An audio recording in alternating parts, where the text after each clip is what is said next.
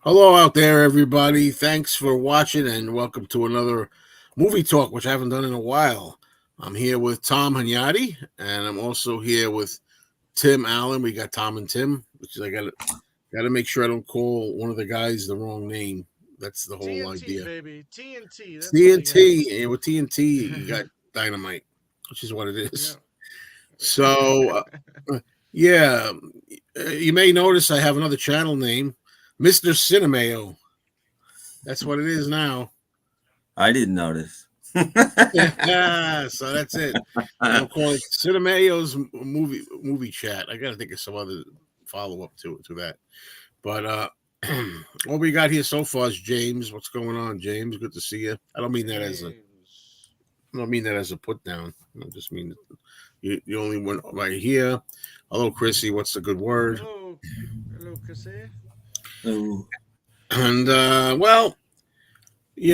people are popping in now. Okay, hello, Robbie.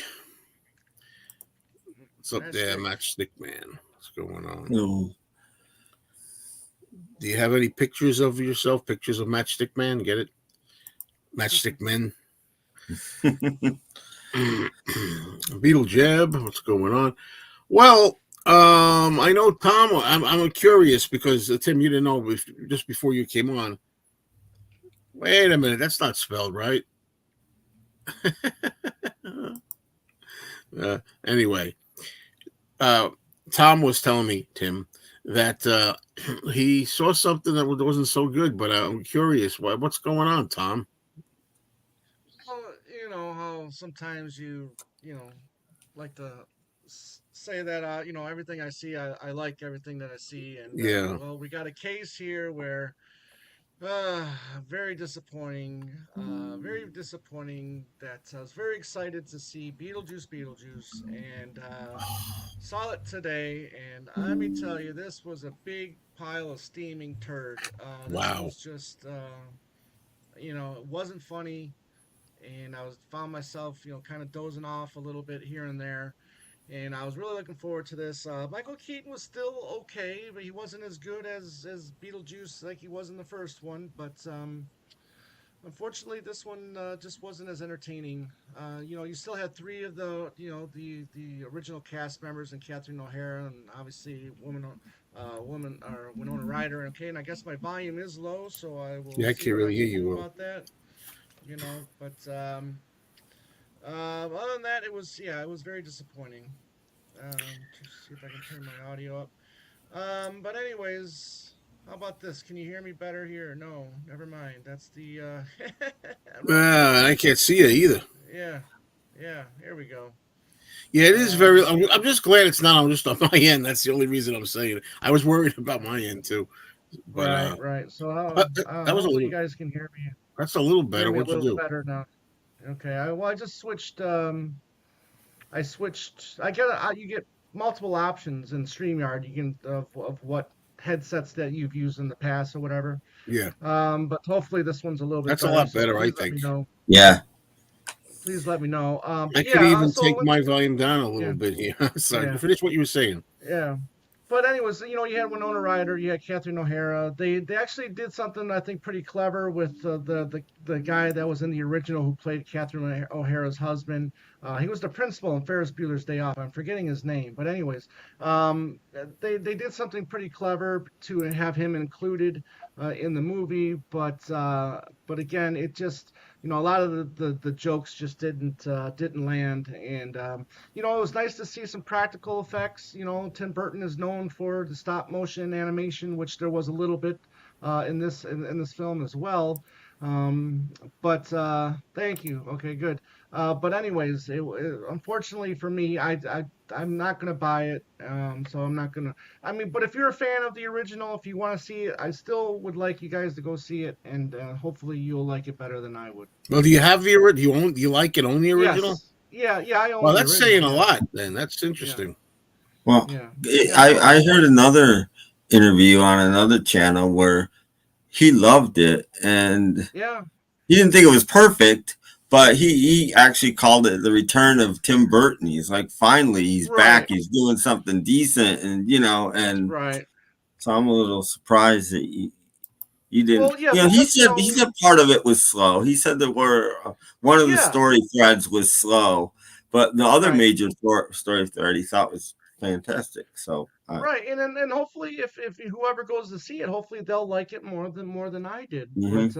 unfortunately, you know, but maybe in the future I'll give it a second chance, and hopefully maybe I'll like it better. But And other that, than that, I did see a great now the movie I saw Monday, I absolutely loved, and this was a movie called Strange Darling, which is a lower budget film, but it's a great kind of like cat and mouse, a big chase movie. One, a guy and a girl. You don't know why they're chasing each other. It's this movie's told in six parts.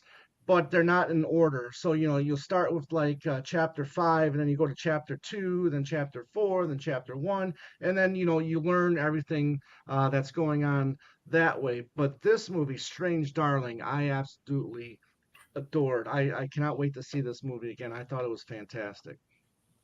And now someone else thinks my volume was don't low. worry about Wow. it. We could do it's better than it was before, Elvin. Yeah. You should have been here Yeah, earlier. yeah, But Yeah. I just wanted to say, going back to Beetlejuice, as you know, I say there's not a lot of movies that I have like a drive to see. Like maybe I would try some out just to try them. Right. Hmm. Here's one here. Hi, Kit. Kit says Michael Phillips okay, of the Chicago Tribune gave Beetlejuice 2 a bad review, so you're not alone. Yeah. So Yeah. it doesn't make me There you want to see it, go. but that was Yeah. one that I did want to see. I mean, there's older actors, Right. I like Michael Keaton, but I never saw the first one, as I've told people before. Somehow I never Right. saw it. So I said, Yeah. well, do you think I mean I should see the first. I know I read the synopsis of it. I know what the whole Yeah. thing Right. on You talking Wikipedia. about the first one or the new one? First, I read on Wikipedia. I Yeah. read everything about the Yeah. first one. The See, first and then in the first one, you got, you're waiting for Michael Keaton's character to appear, and then that's great. With his, it's very underwhelming how he enters the film. It's just not as exciting as the first time you meet Beetlejuice in the first film. That was one of the problems I had with this one.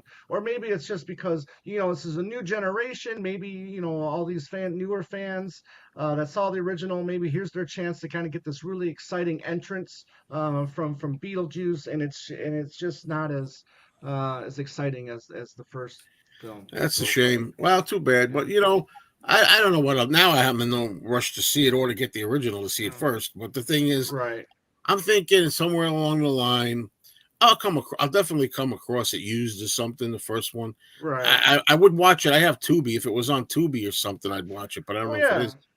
I mean, if I'll you're at get the to seeing record it. store, if you're at the record store and if you see a copy for $2, I'd say definitely pick it Yeah, up. even up. I'll go up Yeah, to 4 or so, even yeah, 5. But five yeah, bucks, because it's the price of $5. like a ticket. Or what a Right. ticket used to be. But yeah, I'll give it a shot. At some point. Then I'll probably get around to the sequel as well. Mm. So is that it for your movies watched lately? You probably got a lot more, don't Um, you? yeah, well, I picked up a few too. I'll just go over those real quick, and then here's one that we talked about earlier this year. I Oh picked yeah, up Kingdom of the Planet of the Apes. This is a film that my stepdad recommended, and I loved it. This is called The Lincoln Lawyer with Matthew yeah, McConaughey. I think this came out in yeah. 2011. Great cast, fantastic cast in this film.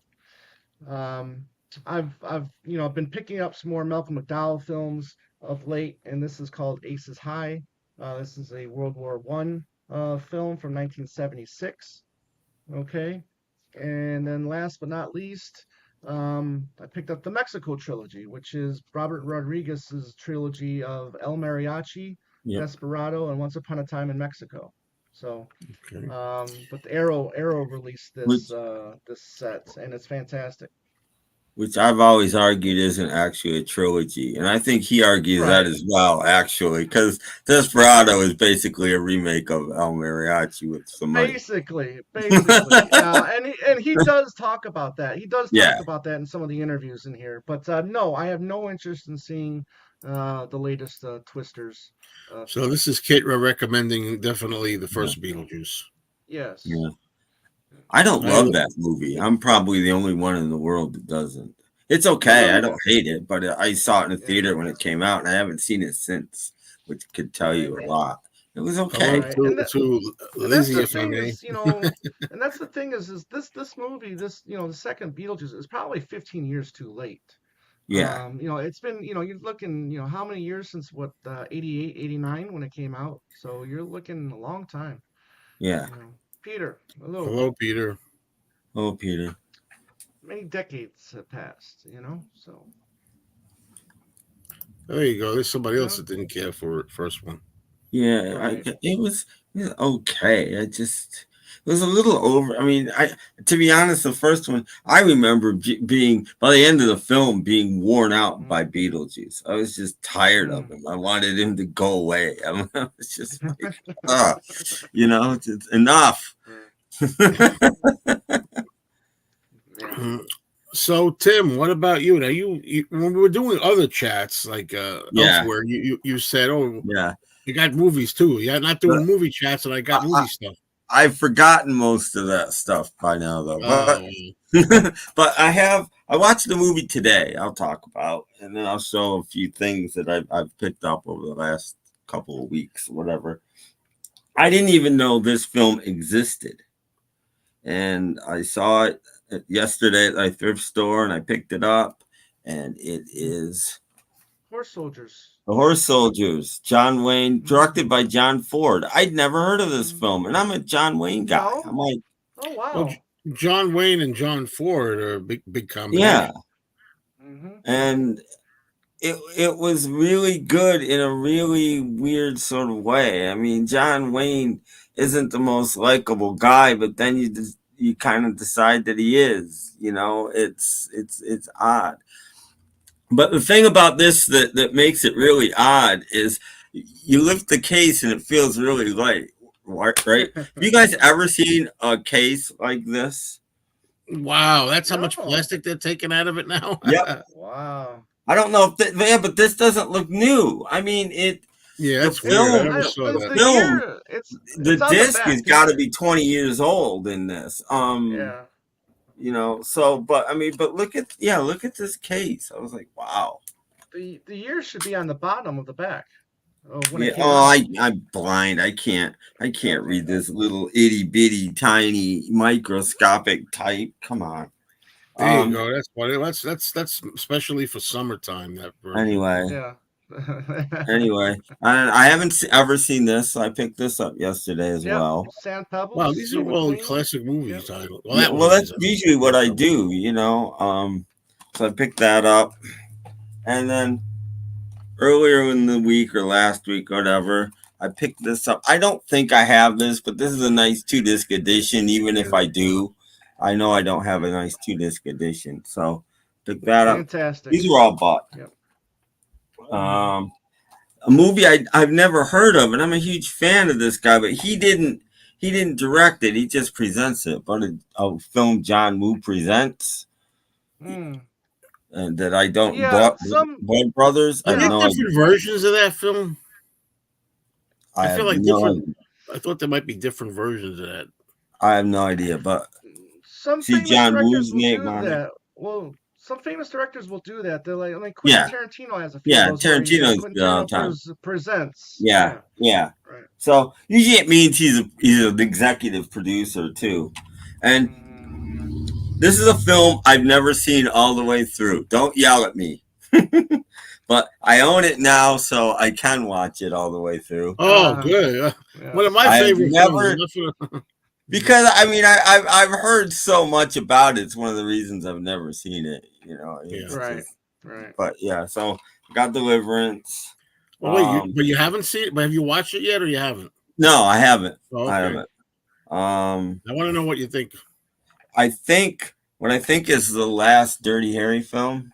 I That's think I saw the that one one. with that's the one with Jim Carrey, actually. Oh, really? See, Oh, no, I I haven't. didn't Yeah. see that one then. No, Yeah. That and let me go ahead and make my day. last but not least, another film I Yes. should have seen and I haven't seen. Again, Yeah. two disc set. These were all 99 cents, so I'm gonna Mm. pick that Yeah. up.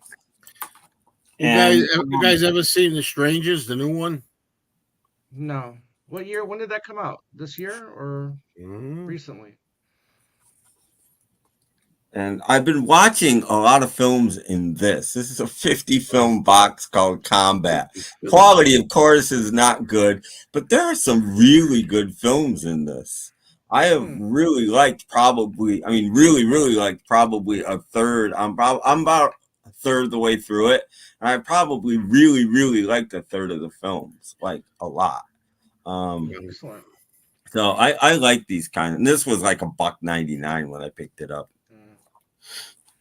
So yeah, that's Strangers chapter. Chapter 1. Hmm. Oh, the Strangers chapter 1. okay. Steve McQueen was on What's My Line 66 when it was released. He was talking about that, I guess, or that was Oh, when. wow. I've been watching tons of What's My Line lately. It's like my favorite game show of all time, and Hmm. I've been watching a lot of it lately. I hope Wes pops up here and asks me about how the Secret of the Incas is, because I think I'm going to put out a comment that I'm going to watch it by year's end, just to say Okay. I did it. I finally did it. Well, So, do you own it yet, or do you know where you can? oh, I owned it for some time. Oh, oh, okay.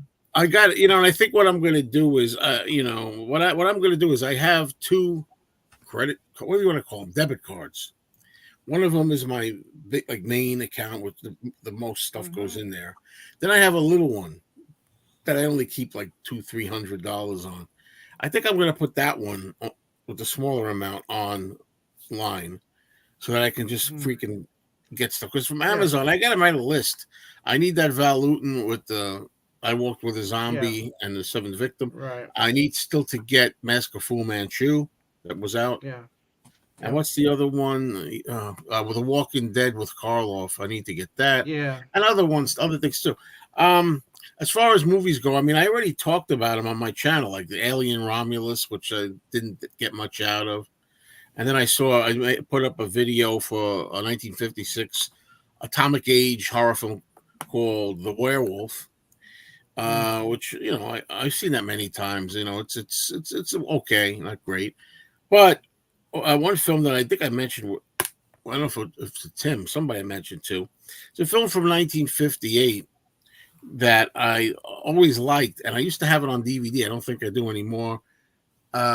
It was on Turner Classics, and I wound up watching it again on there, and it was the Defiant Ones, which I really like, with Tony Curtis and Sidney Poitier. And it's a Yeah. must film. Is it Stanley Kramer? I don't know. He directed it. Stanley Kramer directed the film. And this has nothing to do with it, but it has a kind of a small role of Lon Chaney Jr. is in it too, and he's really good in this small role.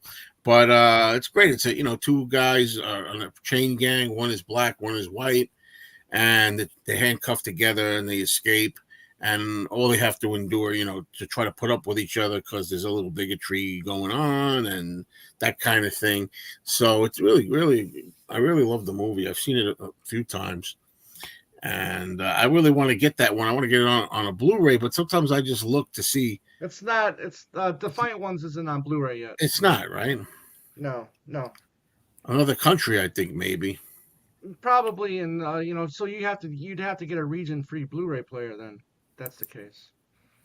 Yeah, I'm not. Unless Yeah, Umbrella put it out. you don't think I'm going to do? Well, maybe. I don't know. We'll see. I had one. It doesn't matter now that I had a region-free past tense because it broke, but eventually. But uh, after all the hype, I'm not sure you'll like it. That's the Heston film, Secret of the Incas. Well, I'm not expecting anything big out of it. I know it's not really considered a great movie or anything. I just want to see it because he's in it, and because it's supposed to be an inspiration for Raiders of the Lost Ark, or at least an early version similar to Raiders of the Lost Ark. So I kind of want to give that a try. What was the second one? 2018, and this new one this year, a couple of months ago, based on a Okay. true story. The first one came out in 2008. I have White Zombie on Blu-ray. That's one of those movies. It was public domain, and that's one of the things that I was going to say Criterion, but it wasn't. It was the Roan Group on Laserdisc. But I'm wondering if the Roan Group was somehow in with Criterion. I can't remember. All I know is on Laserdisc, White Zombie had a really good uh, reputation, but the history is that the quality, public domain, is not very good. Anyway, so it came out on Blu-ray. It's a Bela Lugosi movie. Came out on Blu-ray in like 3 or 4 versions, and some. It's funny because some are good in one way, then lacking in another way, and then another one is good for a reason here or there, and it's choppy. Like one of them is better quality, but it's missing some dialogue. The other one is complete, but it's not this clear. It's like it's so annoying when that happens. But anyway, I mentioned I Walked with a Zombie, which is a different one from Val Lewton. It's going to be coming out. There's an interesting film called The Stranger with Orson Welles, Loretta Young, and Edward G. Robinson. Yep. I've seen it a few times. That's a Tim Allen alley. Yep. Defiant Ones was a great film. Yeah, I like it. Incas has some singing. Oh, geez, that brings the whole film to a stop. Oh, boy, do I hate that. It happens to many Abbott and Costello movies, in my opinion, but I think Tim and I differ on that a little. Well, bit. No, I actually like the singing in the but early. We like ones, the Andrews sisters and stuff. Yeah, but then it gets into the total cheese fest after a while, and that. Well, you know what it is. It depends on the song for me, because some of the songs I don't mind. Even the non-Andrews sisters ones, some of them in those movies I like. Yeah, but sometimes they get these women that's like in Marx Brothers films, the same thing. They just get these women with almost these opera voices, and I'm like, no, I'm out. Yeah, James Darren has died. Passed away. Wow. Yeah. I think I remember him from the Gidget movies. Was he in a Gidget movie? Yeah. No, he's in at least one Gidget movie. I remember him from game shows in the 70s, but I used to watch those on TV when I was younger. Some of those things. He was small potatoes, in my opinion. Small potatoes. Does they get a line from not the Honeymooners, the Odd Couple? By the way, how's the Odd Couple going? Yeah, I knew that was going to come up. 1,000 Acres of Mashed Potatoes. Saving it for the winter time. I'll get back to it. I remember there's one. That one came up yet though. Before it was, I started it. Now I got to finish it.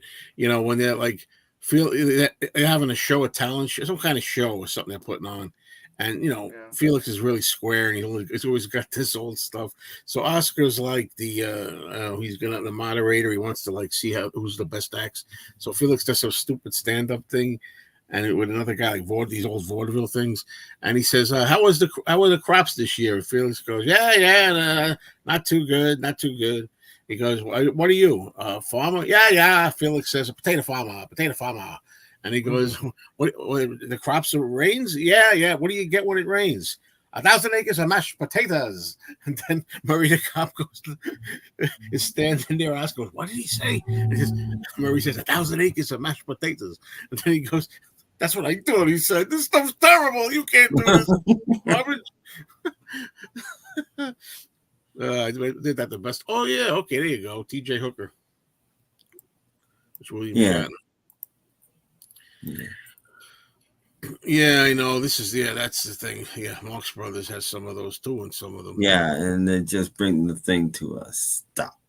Sometimes you get even Groucho singing, but those are funny usually. Yeah, those are fine. And sometimes why can't I think of his name? Chico sang sometimes too, and those are fine. But when you get these serious women and these contralto voices, no, I'm done. Thank you. I thought HUD was a good movie with Patricia Neal. HUD is a fantastic film, but it's HUD with Paul Newman. That's not Patricia Neal. Well, she's in it, but I would. You mean HUD with Paul because he's he's the main one. He's the star. Yeah, he's the star. Well, yeah. Speaking of Paul Newman, next Friday, think it is. I got an opportunity to go to a theater at 9:30, or it should be just 5 minutes from now, to see Cool Hand Luke on a big screen. I'm trying to think if it's worth it. You know, it's like this place is like about a half an hour, 40 minutes, something like that. It's not that far, but that's why I see a lot of these movies. Yeah, I mean, the theater by me is doing the 50th anniversary of Blazing Saddles. So That's great. That's nice. This month. So I'm thinking about checking that out. And for all you horror fans out there, hey Lizzie, are you listening? I hope you're still out there. They're going to be actually doing get the amount of years right. 40th anniversary of Friday the 13th, the final chapter, which was a lot of fans think is the best one, or one of the best. That's going to be playing on I haven't seen it on a big screen since 1984. I remember the day it came out, so I loved it. Certainly does. Dizzy Miss Lizzie. I was gonna use that earlier, but I thought, what we have here is a failure to communicate. And as I often said when I was working, a lot of times I'd give my bosses holy hell. And this one guy said, "You know who you are? Cool Hand Luke. That's who you are." And I said, I had no idea what I meant because I hadn't seen the movie. First Blu-ray I ever bought was Cool Hand Luke. That was one of the very first Blu-rays too, I think. Yeah, it was the first one I ever bought. I didn't have a Blu-ray player yet or anything. Yeah. Oh. Day at the Races had Who Dat Man in it. See, I don't mind. Those are fine. It's just, again, these operatic things, When they gather everybody in a room because a woman's going to sing, you're in trouble. There we go. Oh, yeah. The final chapter is terrific, and Crispin Glover is hilarious in the dance scene. I usually don't like stupidity in but that's a good comic relief scene. No way. I know the song too. No way, not tonight. No way. It's a typical 80s deep voice. No way. And he's dancing, doing these dance moves. I like that movie because it has people like Crispin Glover in it. And I forget who the other guy is. Oh, jeez. Who's the guy that was in a movie? Was it Matthew Starr? The Adventures of Matthew Starr. I can't remember the guy's name. But the actors, and Corey Feldman, So anyway, yeah, they had better acting in that one. The scene with the girl washing the car was unreal. George Kennedy looked like he was going to blow a gasket. Yeah, Cool Hand Luke. Hey, Luke, eat them eggs, Luke. Come on, Luke, you can eat them eggs. My boy says he can eat 50 eggs. He can eat 50 eggs. I always liked Paul Newman. Did you see him in Absence of Malice? I saw it, and at the time, I didn't enjoy it at that age, but I think I'd like to see it again. Yeah, it's decent. The Powers of Matthew Starr. Yeah, I think that guy was in the Friday the 13th, the final chapter. Oh, also, I've been watching Lost in Space. Well, that's something that I talk with Doc as I'm trying to get every episode on. I've been following through with that. And I've been doing Night Gallery. I've been starting another episode, but each episode has 2 or 3 stories in it, And this last one was pretty poor. All 3 stories weren't that good. One of them had Burgess Meredith was in it. He plays a hobo who used to be a doctor, and I think he finds like a medical bag or something that has like magical tools in it, or instruments or something like that.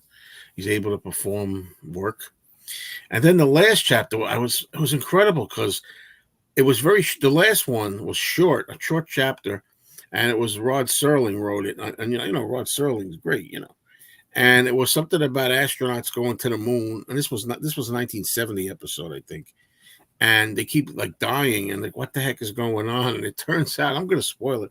At the end, one guy's like, look, it goes, he screams on the moon from the, on the television image. And it turns out it's like a giant rat or a mouse that's on the moon, killing everybody. And it looks like, he just took a rat, and it looks like unconvincing. He's just standing on his hind legs, and it was like 5, 6, 7 minutes. It wasn't even 10 minutes, I don't think, this thing. And I said, this was terrible. And then I looked it up because I was curious. And fans think that that's one of the worst ones, it turns out, that episode. I'm like, it just was stupid. It didn't work. Yeah. Yeah, that's what I mean. When I saw Absence of Malice, I'd be like 19 at the time. I don't know. I don't remember it, but, it's a lot of movies like that. Like, I think I saw The Verdict. I liked, but I don't really remember it. I'd like to see The Verdict again. Yeah, fantastic film. I know I did not like Color of Money. That I know. I saw that. I just couldn't stand Tom Cruise in it. Oh, the character was so obnoxious to me. But sequel to The Hustler. But yeah, it was. I saw that recently. Within the last year, it was on. I saw most of it. I don't count a movie watched if you missed the first 10 minutes or something. Right. So that's why I didn't really. Yeah, they got too much too much cheese on the moon. The moon's made of cheese. That would be funny if that was like the catch, the idea. Oh yeah, they pan away from the moon, and then you see it's just full. It's cheese. The boy who could predict earthquakes.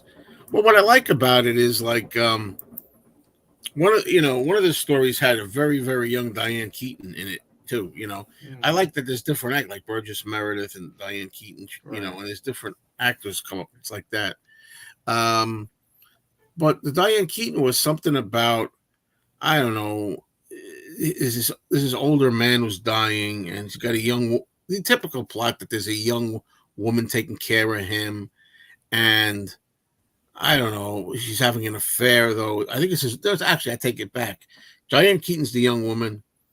His wife is having an affair, with the guy next door or something.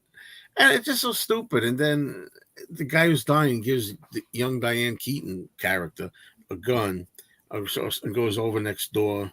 You just hear a gunshot go off, and he's supposed to mean that she killed him. I'm getting it all backwards. It's late. You know what I mean? There's a reason why she wanted to kill him. Maybe it was her boyfriend, I think. It was his wife playing around with the young Diane Keaton's boyfriend. That's what it was. So that's what it was. So he said, take this gun and go over there. He wants you to go over next door. So Diane Keaton would shoot him instead of an old man that didn't have to do it. Anyway, and then she just goes over there, and a few minutes later, you hear a gun go off, and that's the end of the episode. It's like, wow, that's terrifying. That's so powerful. Back then, it must have been, but it's not so powerful anymore.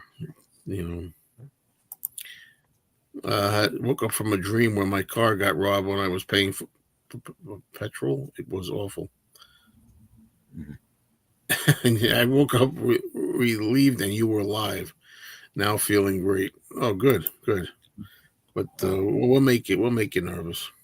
No, but that's why I like old movies, Joe. You see people in it really early in their career. A lot of movies. I always look at the all of the cast. I watched a movie called Gung Ho on my war set the other day, and its third billed star was Noah Beery Jr., who played Rocky on the Rockford Files. Jim Garner's father. Yeah, as a young guy, and then there was another sheet of credits, and then a third sheet of credits, and on the third sheet of credits, about halfway down, is Robert Mitchum.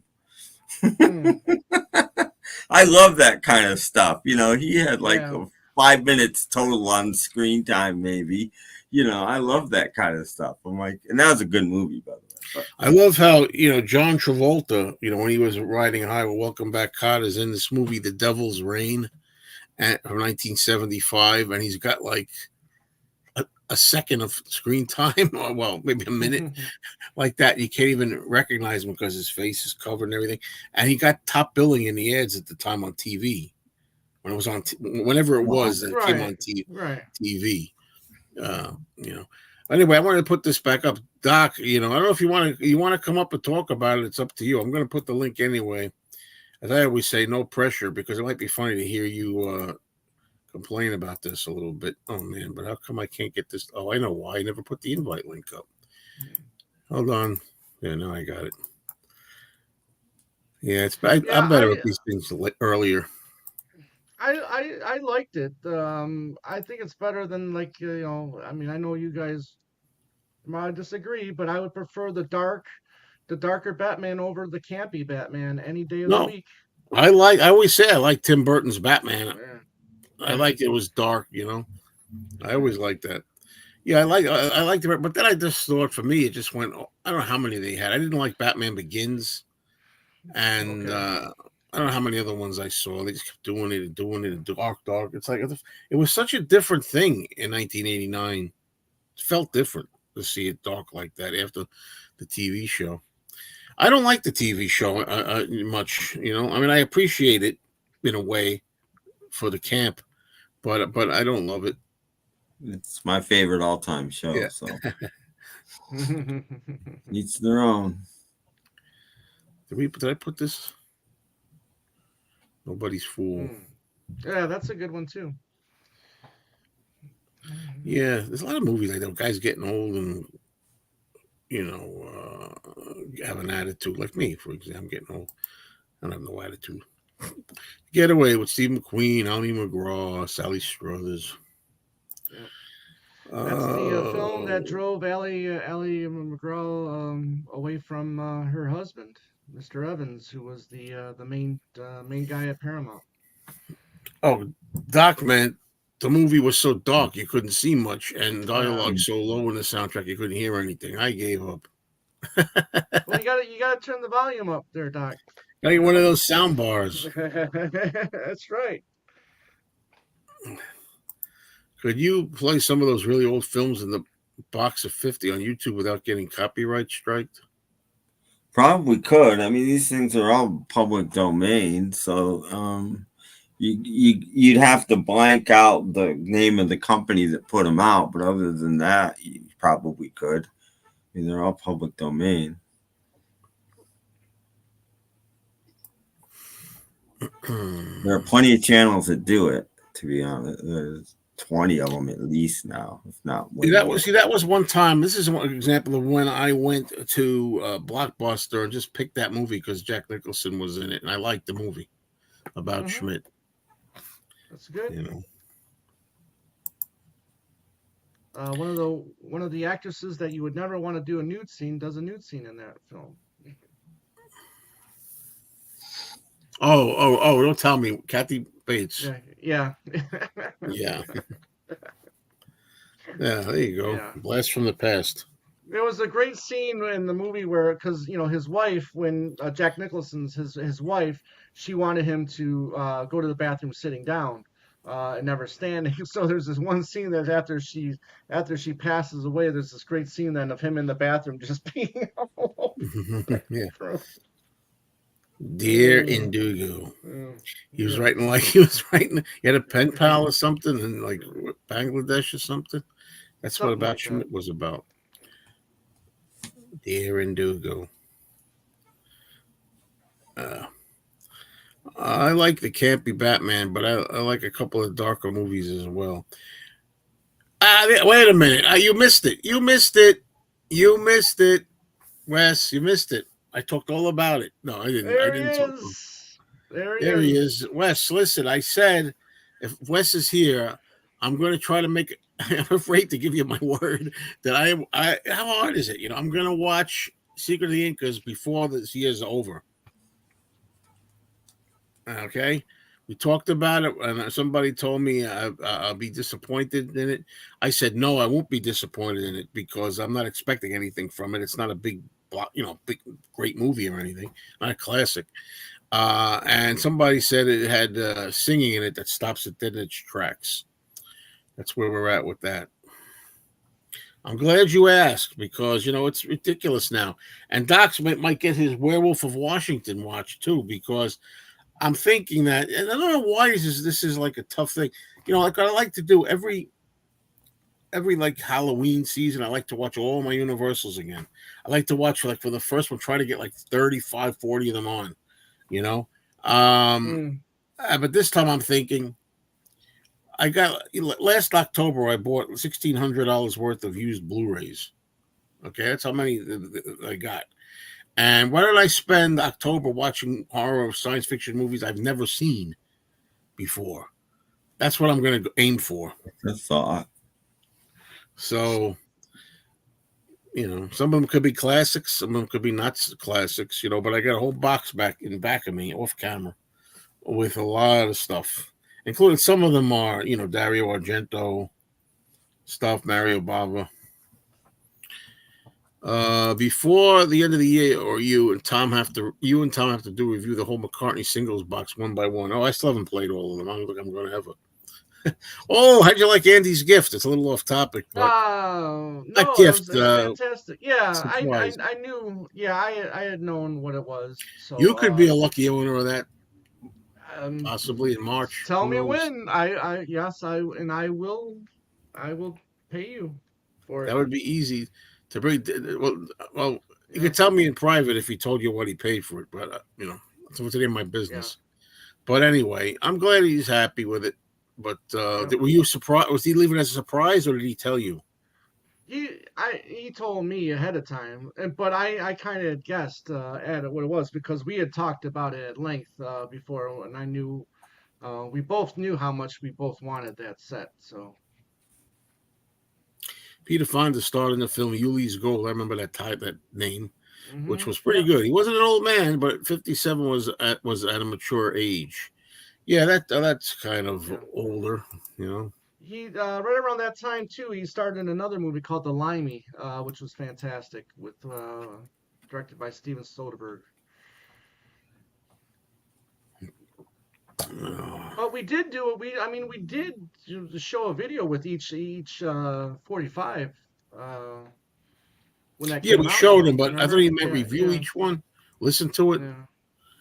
I thought that's what Andy and I did that, on the Two Legs channel. But you know, I'll go back and listen to all of them again. It doesn't bother me to get up and get down.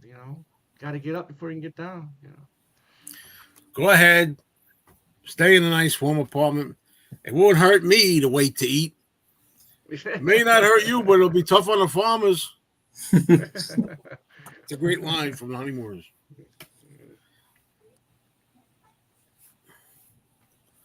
All right, well, come on, guys and gals, let's go.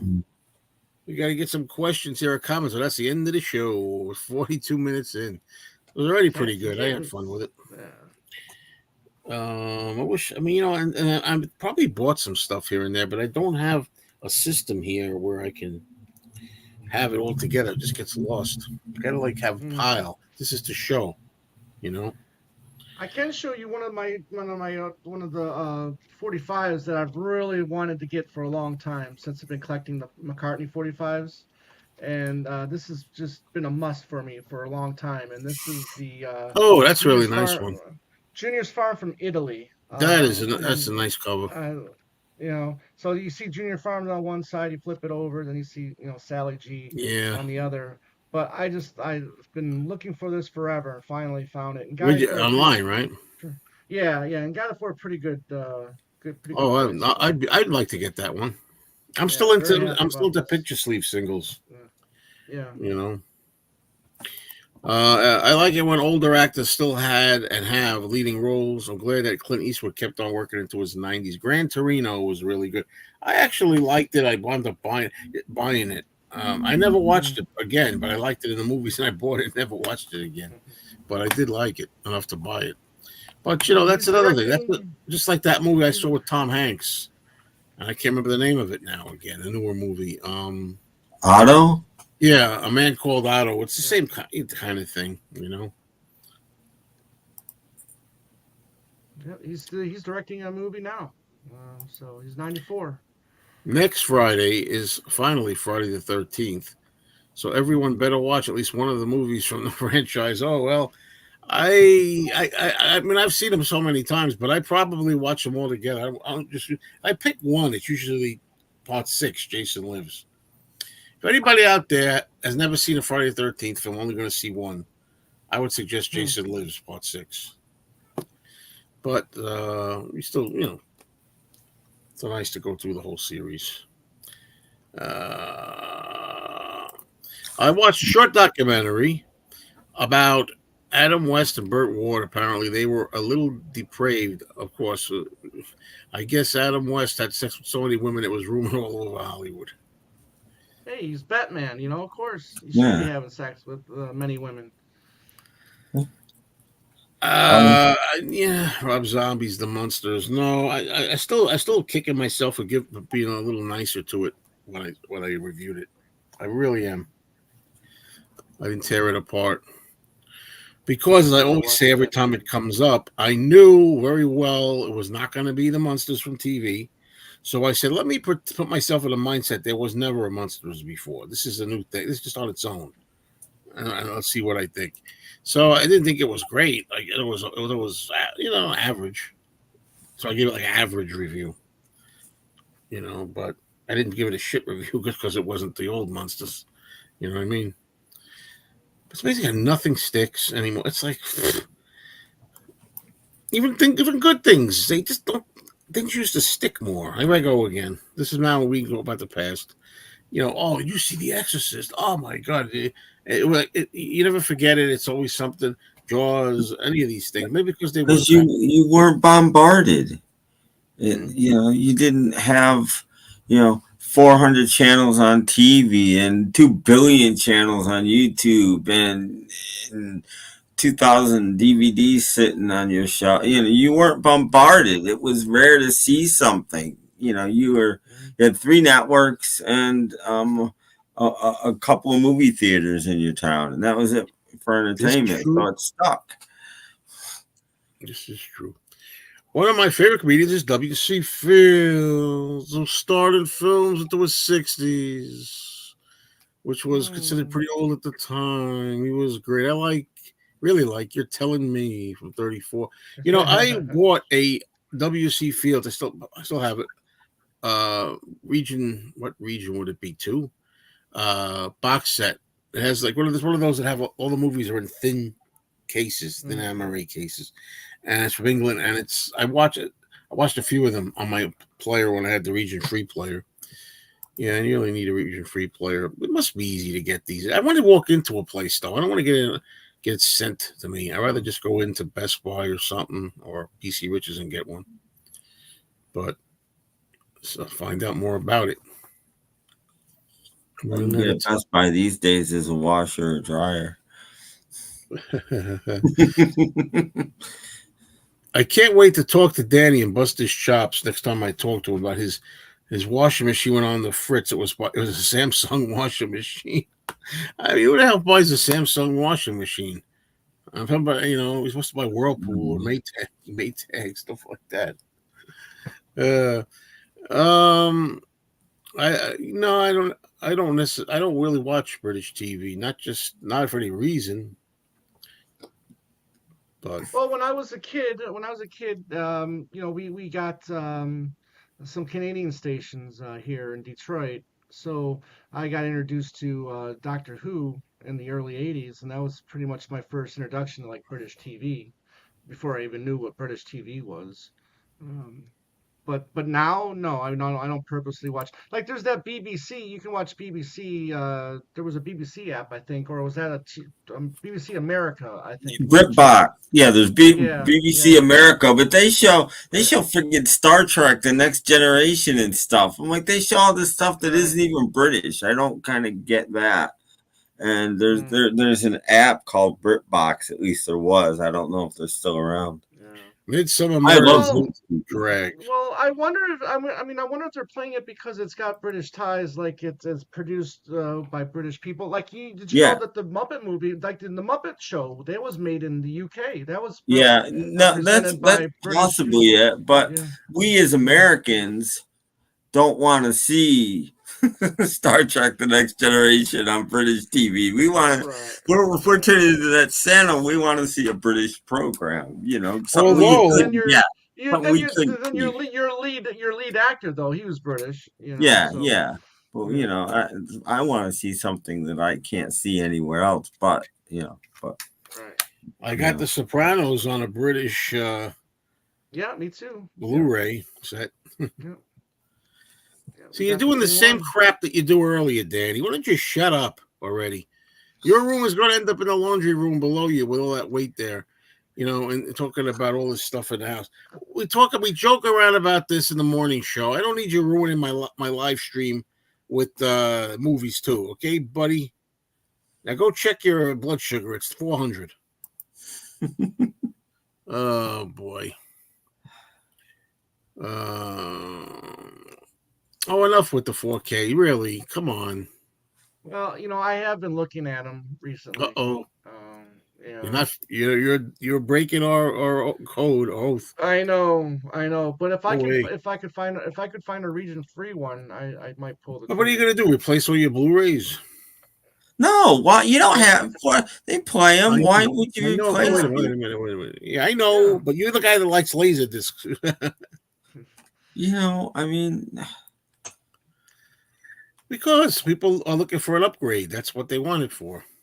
Well, I understand that, but if you get a 4K player, I don't have one, but if you get one, you can still play your Blu-rays. But now, if you see good deals on 4K or whatever, you can get those. No, I understand that, but I'll be calm. A lot of people they don't care. The whole point is they don't like the way they look anymore. Right. People say they can't watch DVDs now on 4K TVs with a 4K player. I'm all right with it, but some people say they want the boost. Well, they're just spoiled. I've been watching this thing with blurry movies, and I don't care. I want to see the movie. Well, I want it the best quality I can see it in, but I'll see it if it's not in great quality. I still want to watch it. For your opinion, everybody has one, and if more people were like that, it would be easier on everybody, I suppose. For me, like I said, I'm not interested in going to 4K. People say, "Oh, you will." No, there's a difference now. I'm 62, for one thing. Yeah. And it gets to the point I haven't watched everything I got on regular DVD yet, for God's sake. So yeah, the reason why I was looking too is just because a lot of movies now they're coming in the 4K plus Blu-ray plus digital or whatever. You know what I mean? So a movie that I like a lot by M. Night Shyamalan Ding Dong is Signs with Mel Gibson and Phoenix, Joaquin Phoenix, and the latest one that's coming out later this month or next month. It's a 4K plus Blu-ray. So. Mm-hmm. Might as well just, whatever. I'm not saying I'm going to do it, but I am looking at them right now. I'm not, I got a 4K TV, but that's because when I bought a new TV, that's all they had. Right. I didn't want, that's what I said. If they force me into 4K, that'll be something else. But I still do that thing where I was playing with the judder control or whatever they call it, soap opera effect or whatever.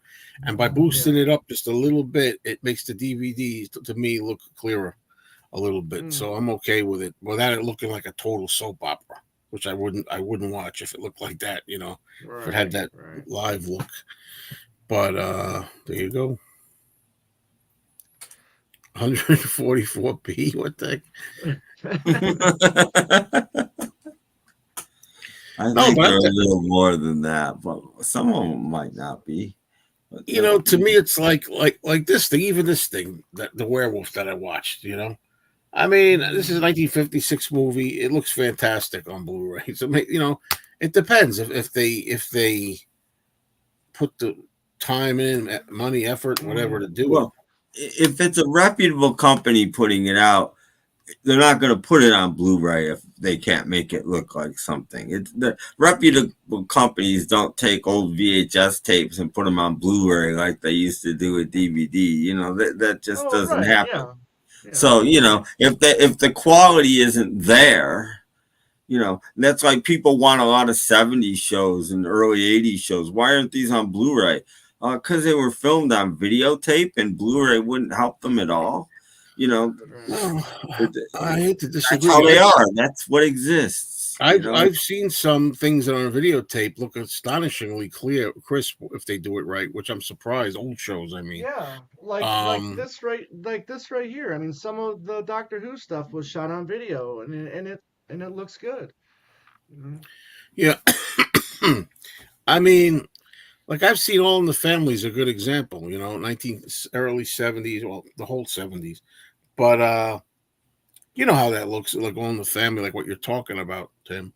And some of those DVDs don't look too good of that. No. The early TV, Sony or whatever they had. But then there was some late when they did later. Who took it over after that? Oh, I can't remember the company. Maybe it was Shout Factory or something. They did some seasons, and they looked a lot sharper. I don't know. I've seen them even on broadcast on TV sometimes, looking a little sharper considering that they're on tape. I mean, Yeah. Well, the I don't know if they're even all on tape. I don't know. I mean, it varied by show. That's the thing too. Some shows were still shot on film. Some shows were videotaped. Mm-hmm. Hey, Yep. Liz. Come along, ding dong. Black Pit of is that Mr. M or Dr. M? Well, Mr. M, I think. Yeah. No, I've never seen that myself. I wonder if that's in my box back there. I've never heard of it. Because I bought like everything.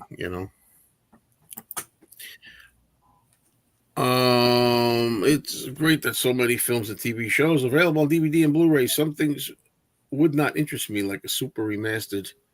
Well, there's that too. 3Ds or whatever that says. Yeah. Well, let's take like the Beatle cartoons. If they ever come out, they're not good quality no matter what. DVD would be fine for those. I can't ever see them. I think they put them on Blu-ray.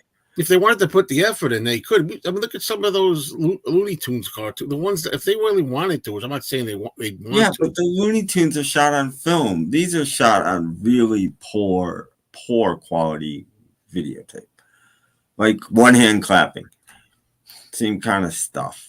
Just not. Well, that's a little different. Isn't You one hand can get clapping what you serious? can get, and that's it. It's Umatic video, is what it was shot on. But I mean, like, I wouldn't say that's the same. Like, say some of the sitcoms. Like, I always see Barney Miller looking pretty poor. No matter every time I see Barney Miller, I can't imagine that being really crisp. But I don't know. I've seen some of them. I think it's about money or effort, but they don't want to do that for everything. And then there's some things that I'm telling you, like these things here. Like, I'll give you an example. Like, I read, and of course, I never finished these either. Like this thing here. This is a good. Like this, the Sherlock Holmes DVDs, or the whole series, right? Looks great to me. DVD. Well, yeah. Well, they're shot. They're shot on film, and they took the time to make them look good. And DVD looks great. I mean, Blu-ray usually looks better, of course, but DVDs can look really good. And this is what 2003. These were put out. That's considerably a long time for today. That's almost 22 years ago. But I'm like, again, I'm starting to ask myself now, how many times more will I watch that series? I've never even finished. I started watching 4 of them or something. I petered out again. Am I going to watch all of them another 5, 6, 7, 8 times in I don't know how long, 20 years? Probably not. So why buy? I don't know anymore. I don't know anymore. Yeah, like this too. Like people might, I mean, Lost in Space is amazing looking on that Blu-ray. And that's another thing. All kidding aside, the zippers and stuff, it does reveal stuff you're not meant to see. And that really that's one of the downsides of it. And Doc, I was watching Lost in Space.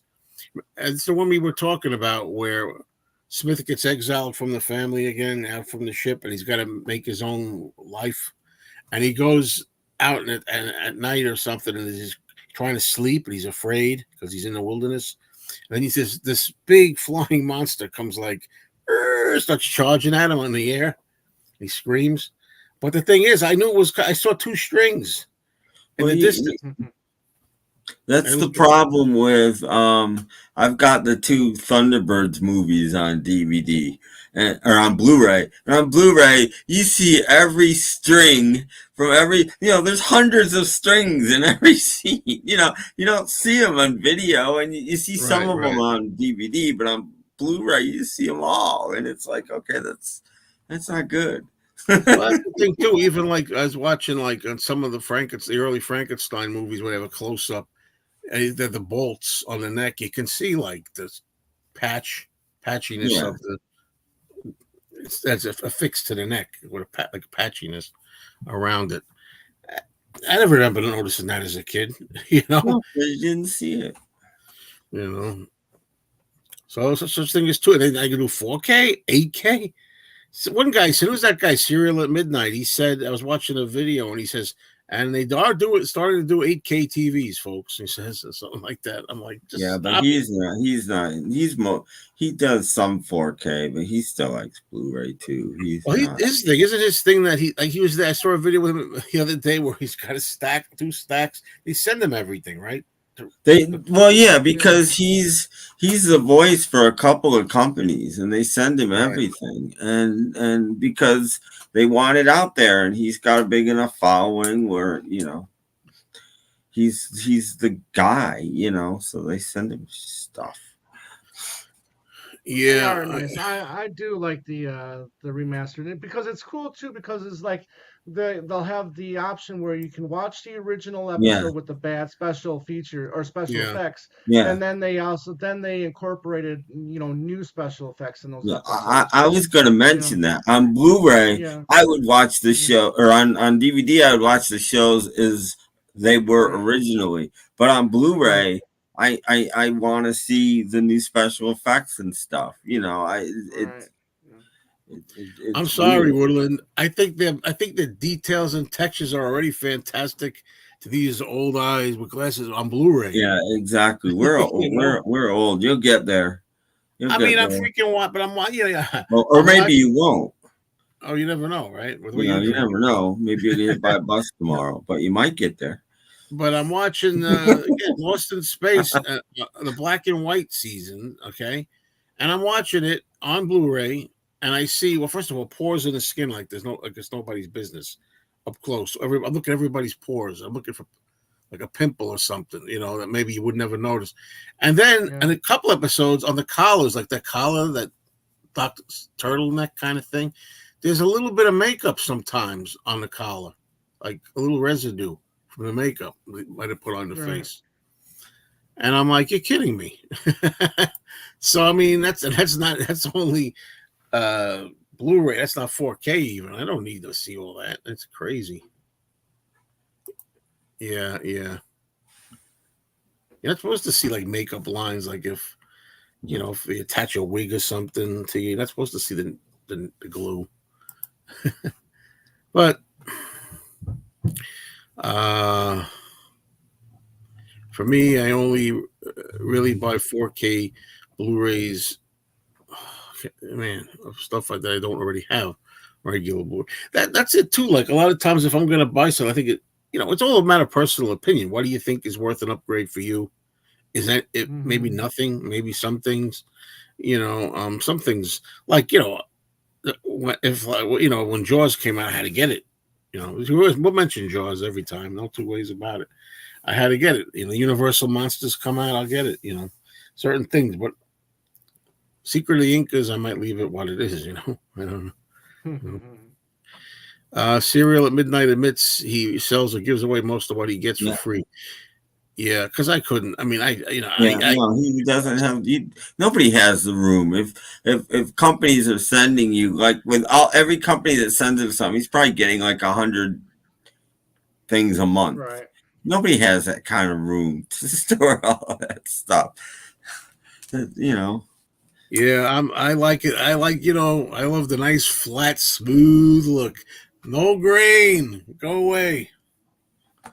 and you'd love Grain. 4K because they get rid of it too many films Yeah. in 4K. So you should go to 4K then. I love green. Yeah. Yes. TNT are great fans of the grain. Yes, yes. That's why I don't like new films. One of the things I don't like about new films is and speaking of serial midnight, he reviewed a film the other day. I forget what it was called, but it was actually shot on 35 millimeter film, and he was like, "Yes, he saw it at a theater, and the grain was The there." And he's film, like, well, yeah, the film I just watched, Strange Darling, that was shot on 35 millimeters. So yeah, it was great. that's Yeah, I thought it looked fantastic. Like, I didn't think, oh my god, he scrubbed the life out of it. Like I didn't think that. Yeah, but you can still see the grain. Yeah, so See well, more of it. What do you see? I mean that's shot on 16 millimeters, so he kind of had to remove some of the grain on that. I mean, Well, you can definitely see the slippers he's wearing while he's running on the streets and whatnot. oh. Oh, I'm sorry. I meant Doc's. I'm looking at Doc's. Yeah, yeah, no, I got Yeah, it. yeah, The new special effects they added to Star Trek are horrible looking. I don't I've think seen so. some of yeah. them, but I don't think so. I mean, they're not all perfect, but a lot of them, especially the planets and things, look so much better in the new one when they're orbiting a planet than the originals, Yeah. which you could tell is just a ball hanging on a string. And then the model Enterprise going Yeah, flying and then the by. yeah, model Enterprise, I think they look better in the new one.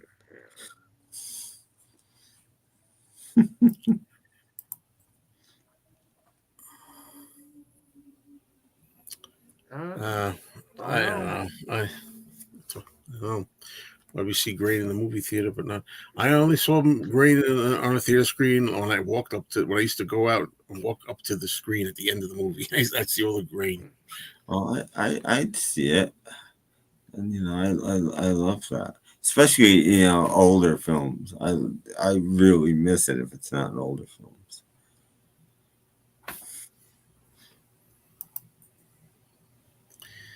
Yep.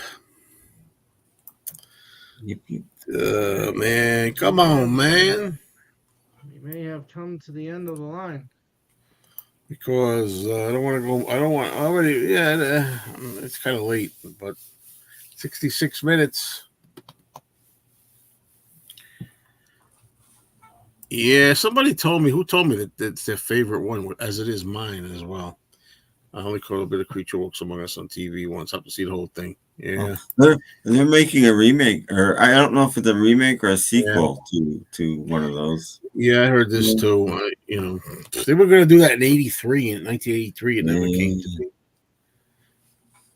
And it's like there's this thing going around where the other version of the Wolf Man from Universal, and I've seen it in Facebook, and they have this horrible looking model thing that people are complaining about. See, that better not be the monster because it looks terrible. It looks like this. Looks like the guy from Help with Fang. The guy from Rocky Horror Picture Show doing the time warp. It looks like that guy with fangs. I'm like, what the hell is that? Doesn't even look like a wolf. Somebody said, no, that's just like a gimmick for the movie. That's not really what it's going to be the Wolf Man. I'm like, you got the Wolf Man, Lon Chaney Jr. Leave me alone. It's like, it's a classic. Some of them, when they get it right, some people say when they get something right, it's classic. Leave it alone. But like the Wizard of Oz, we don't need another Wizard of Oz, for example. No. I know there were a bunch of them. Yeah, they've done, but that wasn't the original either. No, But no, they got it it was a right. silent one too. There's a bunch of silent ones, like 4 of them. But I never count silence really. I, Like I said, that's why I draw the line. But although I still look, the Phantom of the Opera silent is the best Phantom of the Opera, and I've seen a lot of those. For me, no, I will not. Absolutely not. I mean, enough. Really, I've been screwed so many times with the so-called Universal monster redos that's stupid. Brendan Fraser mummy, one of the worst hunks of shit I've ever seen in my life, and everybody loves that thing. I hate it. Some bald guy going. I've never even His seen mouth it. I open 3 miles refuse. long. I've never seen any of them. I refuse. Not interested. God. Cartoon scarabs running all over the place. Those bugs or whatever. Is that what they call scarabs? Those bugs things. Oh God. Hmm. Well, in this particular case, people say I haven't seen. Maybe I watched that this year. Yeah, I have the '88 one. I've never seen it. They say the '88 one is better or just as good. I've heard. I don't think Yeah. the original's all that. What do you think of that? I always find it funny when you get like a group, 1 or 2 or 3 teenagers, and they're always coming, they're always standing next to the cops or whatever, and they're helping out. I mean, just so unrealistic, to what At least by today's standards, it's unrealistic. what would really happen. But it's just like these pesky teenagers, always getting in the way. uh, Still never seen Caddyshack all the way either. What do you think of that? Oh I've seen, wow. you know, yeah, Interesting. yeah. They should make the Frankenstein with huge eyebrows. I've It's pretty nice. never seen the sequel to Caddyshack, but I've seen Caddyshack. What do you think of One Well, from the Heart?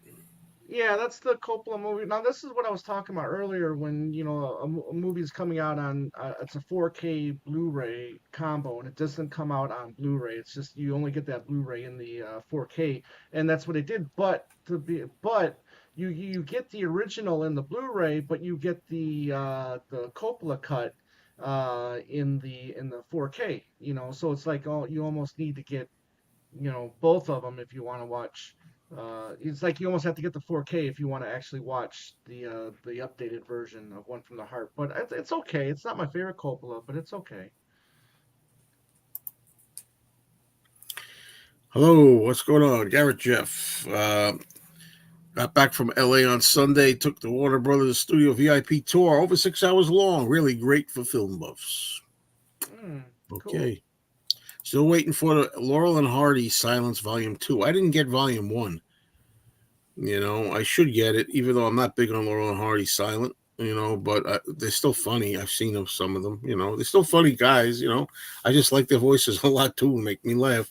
But I'll try those. Be out in November. Funny how? Haha. I'm like funny. Yeah, and they did that thing where they put out Laurel and Hardy, some of the shorts, not all the shorts, but some of them on Blu-ray, right? And I have the one that came out on DVD. The Essential, they were remastered. The Essential Laurel and Hardy Essentials or something. It's all the talkies from Hal Roach, and they look great. But I gotta admit, that's what we were talking about earlier. I saw some clips of some of the ones from this Blu-ray enhancement, and it was not blew me away more than the DVD one. And I was like, holy crap, I might have to get that. But they don't have all of them. They don't, we don't have every selected episodes. I want all of them. What's the point? Well, sometimes the the stock isn't there. Sometimes on these DVD sets they're getting things like that. Sometimes from home rental 16 millimeter prints or 8 millimeter even. Sometimes sometimes the elements don't exist anymore. I'm pretty sure for Laurel and Hardy, it was one of those things where they were all restored by one of the whatever it is, Library of Congress. I guarantee there's some stuff missing. Because I don't know anybody that has a full catalog with nothing missing in it. No, but that's not what I mean. I'm talking about. I have to correct you on this one, Tim. It's tough sometimes, but we get into these things. Laurel and Hardy came out, all the talkies, nothing missing, all the talkies that were done for Hal Roach Studio, right? Yeah, I understand that. But I bet they used a 16 millimeter print on. They did not use 16 millimeter. They were restored. Well, sometimes they do that, but just because. Well, that's what I'm saying. But you do that on Blu-ray, and you're gonna get much less results. Well, what proof do you have that in that set they had to use a couple of 16 millimeter? You said because in the past for some other series they had to do that. Means they must have had to do that for Laurel and Hardy too. That because they done it with others. It's just Little Rascals. All of them were done immaculately looking. On Blu-ray, they were done immaculate. All of them. There was no 16 millimeter. I mean, I know what happens. I don't think any of those are lost because I think they saw future potential in those for some reason, and I don't know why. But it's one of the few that I don't think. I think there are some silence that might be lost, or at least not perfect, but most of those do exist. And now with Laurel and Hardy, I am thinking, here I go. I just said something before. Some I think might be lost of them, but that's not what I'm talking about. What I'm talking about is whichever ones they had on the essential set that they do have good, solid restorations of. Let's put it this way. Whatever many there were, I don't know how many there are. Say there's 40. I don't know. They put out the DVD set of them all, the 40 restored, but now they're putting like say 18 of them on a Blu-ray. Okay. You know, why are they doing that? You know, I mean, it's not like they're saying volume 1 and then 2 is going to come later. It's I can tell you why, but you won't like the answer. But it's true. Well, you don't know. Do you know for a fact, or no? This I do know for a fact. Okay, because DVDs are pretty cheap to produce. Blu-rays cost like 4 times as much as a DVD to produce and sell half as much, and then 4K another 4 times and sell again half as much as Blu-ray. So that's why on Blu-ray you don't get full things sometimes, because they just don't sell as much as a DVD does. I don't believe that, because there's other ones that they do put lesser things that they do put the full series out. Like this, like who needs all of these things on Blu-ray? They don't. How well is it selling? You know. Well, that's a small company, and that's what they sell out. They only do a couple thousand of those, and they sell out. Well, the Sherlock Holmes ones. How much market is there in the Basil Rathbone Sherlock Holmes these days? And there were 14 of them, 14 films, and they put them on old good Blu-ray. But yeah, well, that's another thing. That's another perfect example of what I'm talking about again. Now, the Three Stooges are tremendously popular. And Tom at some point showed me that they were coming out on Blu-ray, right? Mm-hmm. And I looked, and it was, again, chosen shorts. You know, out of 200, say they got like 200 shorts, the Stooges, all of which look sterling on the DVD restorations. So they didn't put them all out. They handpicked some. The Stooges would sell. You know, I mean, I don't get their thinking sometimes. You know, and it's like people always say don't put the Ringo. Why would they put the Ringo self-titled album on a little box set or something? It might not sell. Meanwhile, I can't think of all the things I've seen. I always say the Trogs. I'm sorry, Trogs. The only one I can think of are the Seeds box. I mean, I'm like, but it's smaller companies doing those in limited runs, and the big companies don't want to do that. No, the majors don't want to do that, and they also don't want to lease them. They don't want to give away their artists, but at the same time, they don't want to put them out either.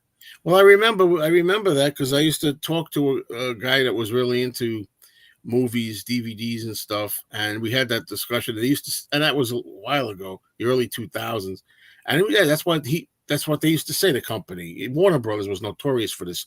That's funny. But then when it wound up changing hands and the old ownership went out, then they put it all out. Yeah. The Hammer Dracula films, the Hammer Frankenstein. They wouldn't touch it. Oh, it's not enough money. Or, we won't license it, though, because we'll be embarrassed if somebody else had a hit with it. You know, like you said, they didn't want to license it either. I remember those discussions. But then eventually when they changed hands, Warner Brothers, they put them all out. You know. All right, so here's the information on that Three Stooges. Is it the Three Stooges come to high definition limited edition 20 disc Blu-ray gift set, includes 100 treasured Stooges shorts and celebrating 100 years of Columbia Pictures. The set also includes over 20 additional shorts with Shemp and Joe, plus cartoons and the Three Stooges scrapbook.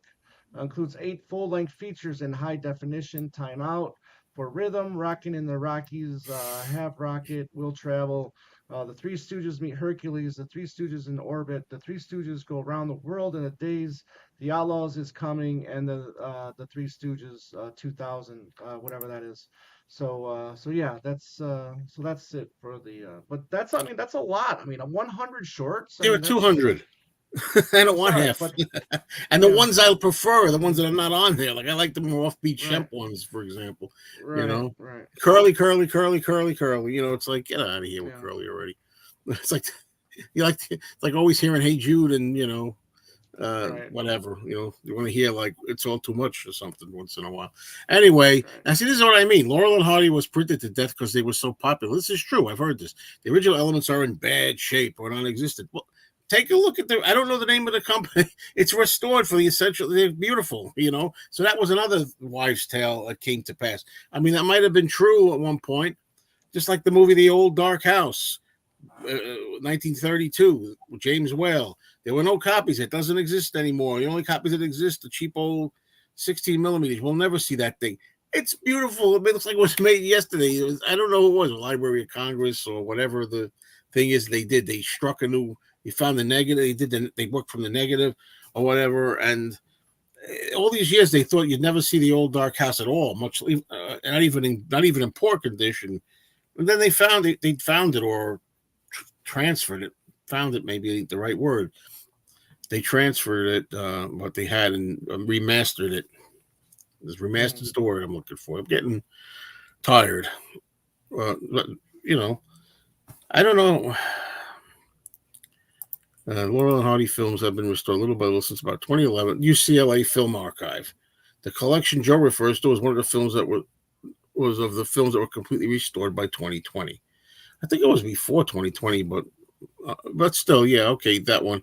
And it's a great collection, and they got them all. But the thing is, like I said, then they just did with the Stooges. They're gonna give you 100, including if we'll throw in a few Joe Besses and Shemps there too. No, I don't want that. I want the whole run, just like you did with the DVDs. And it's not like we're talking, like what Tim was saying before, well, maybe it's not that popular to really put in the effort. It's not what we're talking about, the Blondie series with Penny Singleton, which is not very popular. No, but none of the major studios are into physical media anymore. They just soon put nothing out. No, I hear you, but I've been hearing that since the 90s. Early 2000s anyway. Yeah, the 90s was the heyday for physical media. But I can't tell you, I've had arguments not here. Before I had a YouTube channel, when I used to be on forums, typewritten forums, websites, and we used to talk about this all the time. It's the same thing. Nobody's interested. They're not making enough. It's not worth it putting the effort. Then eventually all these things did come out on DVD and then on Blu-ray. And so a lot of it on 4K now, I'm finding out too. So I don't know what's true anymore, but everybody, I don't know, the studios... I remember them telling. I'm telling you. I remember a guy who worked for a company. I can't remember what company he worked for. DVD company. It might have been Columbia. I'm not sure. But I remember he was used to make fun because laser discs were on the way out, and they were putting out stuff on laser disc near the end. And I made fun of him, and I said, "You said this stuff's not popular yet here, or going to sell yet. It's coming out on a laser disc. What explain that?" And then he laughed at me again, but long story short, all this, they said, yeah, that's because they're trying to get rid of stuff nobody wants at the end of the Laserdisc run. But then they came out on DVD and then Blu-ray anyway, years and years later. So I feel like the stuff still can come out. We still can get a Back to the Egg archive set. Nobody said, oh, it's not the money's not enough money. It's like... I still think that's tied up in legalities because of all the people that are dead in Rockestra.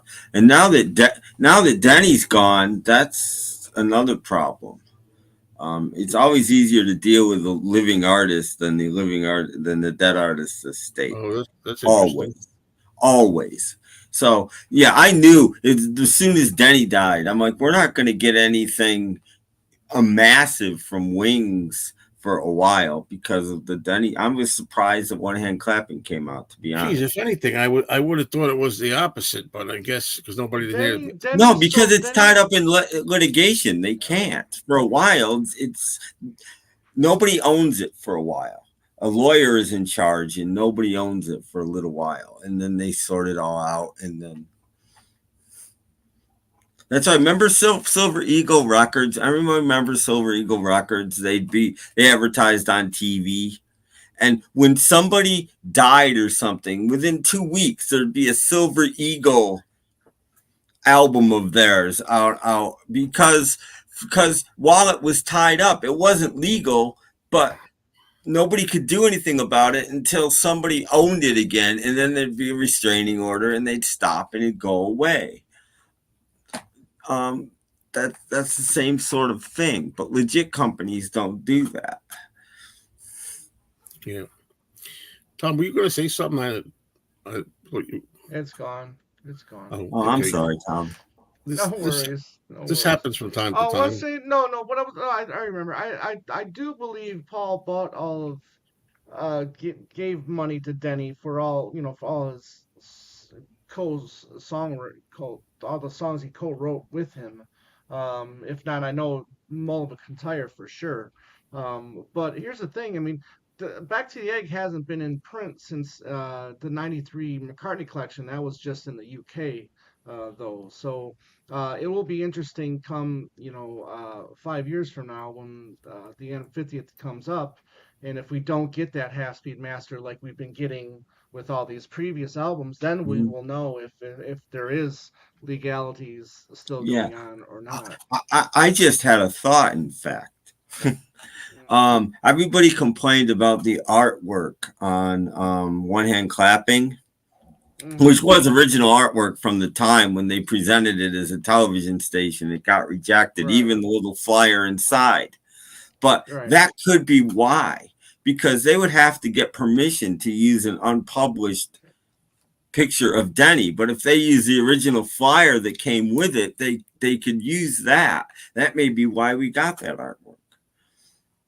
I no, I don't see why. Denny died last year, right? Mm-hmm. Okay, so why he released Band on the Run with Denny on the picture Yeah, on but that covers was all this previous. year. No new pictures. If it's already out there, then they can re-release it.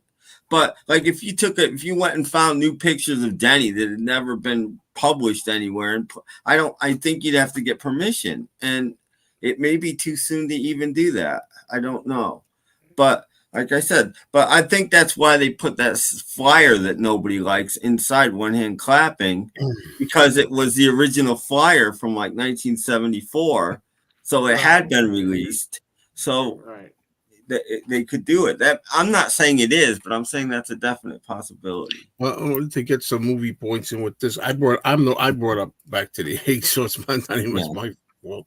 But anyway, what we see today, right? Okay, Laurel Hardy restored from 35 millimeter prints, not from the negatives, which no longer exist for most of their films. Okay, all right. So whatever it is, Yeah. pristine enough, nice enough looking 35 millimeter prints. But the point is, what they did with what they could do with it today. They were able to do that with it, is what I'm saying. Then over here, when Eric is clearing up the Essential Collection on DVD is 2011, the nearly complete sound films. Now remembering there are some that are not there. I think Yeah. the very first sound film. I don't know if that the one. I don't know, but anyway, some of the earlier 1929.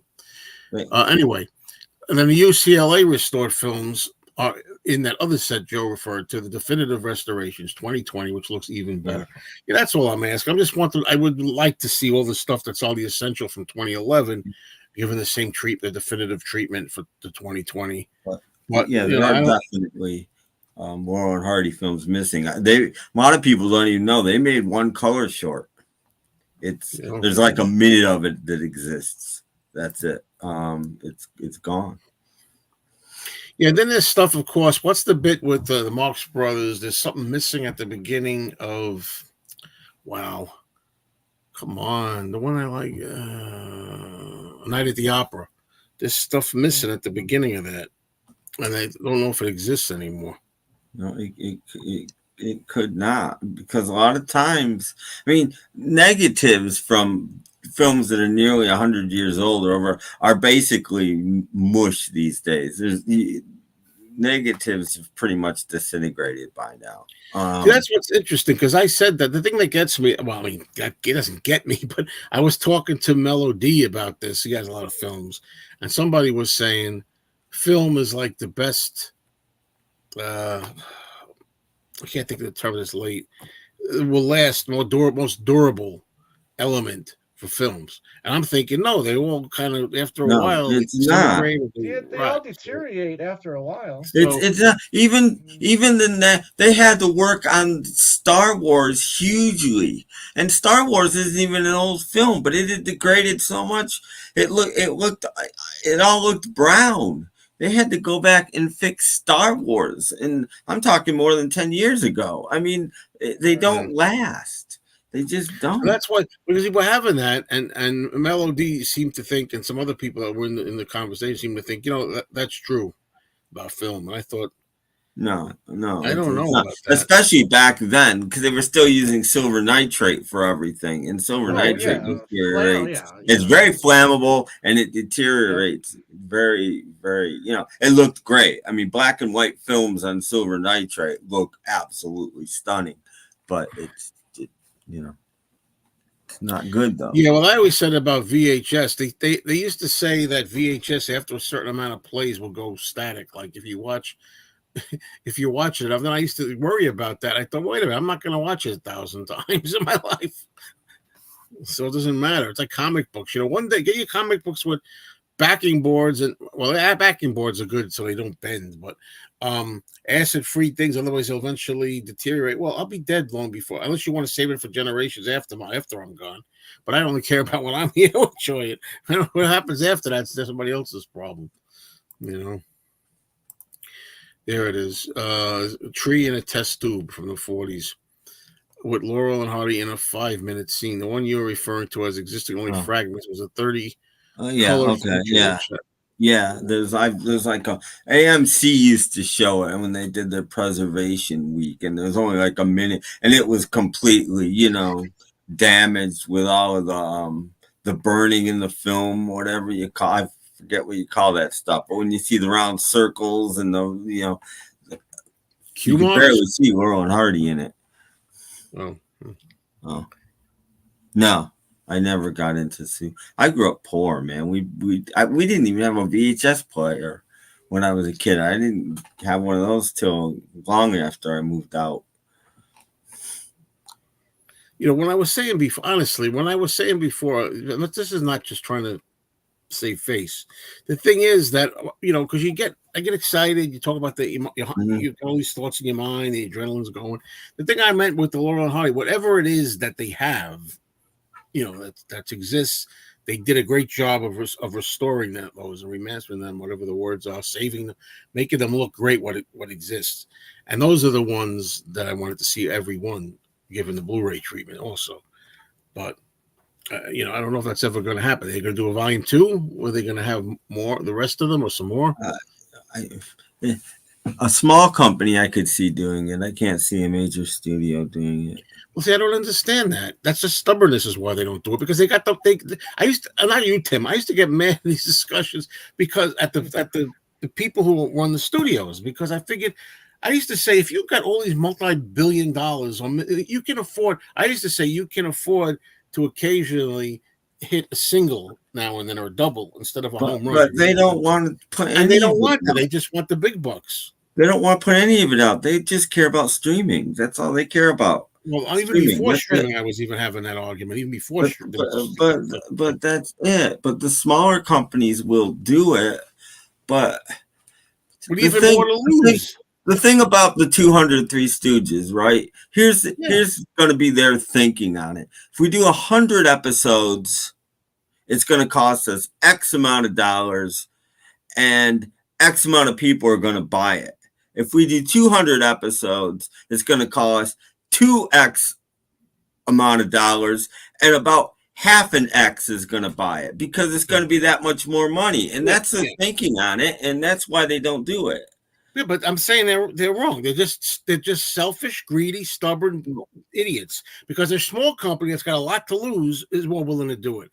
I know a company. I never can think of their names when I need them. Classic Flicks or something.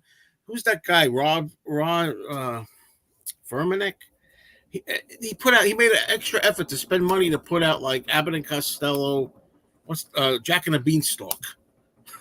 It makes super. It's a color film. And really remastered. And now, obviously, these other guys, the major studio, if they had it, say if they owned it, could do it in the bat of an eye without, they wipe their butt with the money that they cost, but they don't want to do it. The little guys put up the money and do it. It makes no sense to me. They have more to lose, Because they're losing their butts on streaming and making films. They spend $350 million on a film, and week one in the box office, if they're lucky, it does $80 million. That's their mentality these days. They look at themselves like they're poor. Meanwhile, they're taking home millions of dollars a year in salary, but they still domestic, though. I mean, that's just domestic. Yeah, though. I understand that, but I understand that they're painting a picture of what, but that's still how they're seeing it, Well, that's interesting. I've toured the nitrate vaults. They have nitrate reels that are over 120 years old. My avatar picture is from that tour. Wow, that's interesting. Yes, but that's cool. Yeah, but he says, I know what you mean, Tim, with streaming and all that. But I'm saying even before there was internet, when we talking, or there was just starting the internet. I remember me and this friend I had at the time. He used to get very angry because he was really heavily into the British Hammer horror movies, and it's like Warner Brothers had most of them, and they just didn't want to put those out for nothing. And I used to tell him, say, well, it's not going to make that much money, but they put stuff out that used to aggravate the hell out of them. Like there was a movie called, Blood Moon, New Moon. There was a wolf movie, a werewolf movie that came out like in the 90s or something, a New Moon or something, and he put that out for Halloween. And nobody cares. Nobody even knows, And he used to get so frustrated. Instead of putting out like the Christopher Lee Draculas and all of it, and I used to tell him, even though you love it, a lot of people out there might not buy it. He used to get more mad when I said that, but I get it. Eventually, as I say, Warner did change hands, or something changed, and then they put all this juicy stuff out that we wanted. So a lot of it had to do with just whoever's in the suits. A lot of people don't even know that Warner Archives doesn't even do their own stuff anymore. They've got another. They've got a subcontractor now. But at least they're doing it though. Yeah, at least they're doing it, but they're not doing it in house anymore. They subbed it out to somebody else. Yeah. Bad Moon, that was the name of it. Bad Moon, I think, was the name of it. I remember one time. You got to know this guy. I don't want to drop his name, but he used to like one time. You had to know him, but one day he leaves an answering machine message on my old answering machine, landline, and he goes, "Hey Joe," he's still being a little sarcastic. "I just want to tell you that Halloween is coming up," and I hear his voice, and I could tell he's a little tense. He goes, "It's coming up, and oh boy, they're putting out a lot of stuff, He goes, on October 31st, Warner is going to put out Bad Moon. And it's going to have a trailer, and it's going to have bios. That's the only one, by the way. Nothing else." He goes, for Halloween, just one title. He goes, "I feel like calling up, Warner Company and going, 'Hi, is this Warner?' And they go, 'Yeah.' And I say, 'You fucking suck!' And he hung up the phone at the top of his lungs. And it was just like, I know his pain. He was like so pissed off. Anybody say DVD drive-in? You might know that site. George. But it was funny. I understood his pain. And of course, it all did come out anyway, on both format, DVD and in Blu-ray. Well, this is all getting interesting, but oh boy, it's 10:37. Yeah. Yeah, I'm gonna head to Taco Bell here. Tom did see the new Beetlejuice. Well, you're too late. You're too late. Yeah, I talked about it at the beginning. Maybe rewind this and you can hear my thoughts. Yeah, or don't rewind it, and I'll just tell you he loved it. I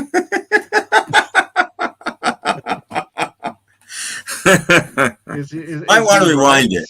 You might want to go back to the beginning.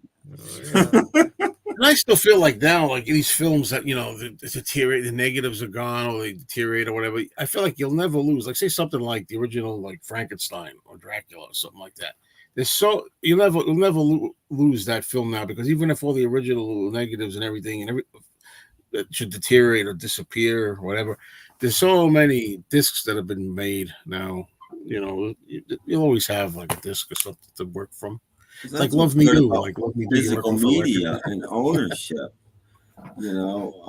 People that rely on streaming could never see anything they love again. I mean, the possibilities. People, streaming services are still raising prices. Still, I mean, and people are going to get tired of it soon, and people are going to, people that gave up on buying physical media will go back to buying physical media. And people didn't know this was going to happen. It happens with everything.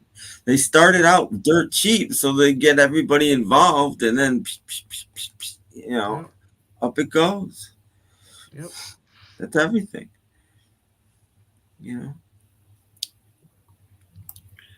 Well, I'm having a ball. But all right.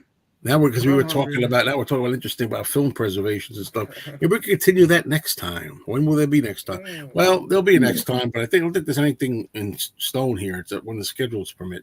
So we'll do another one. How's that sound? Okay. This was fun.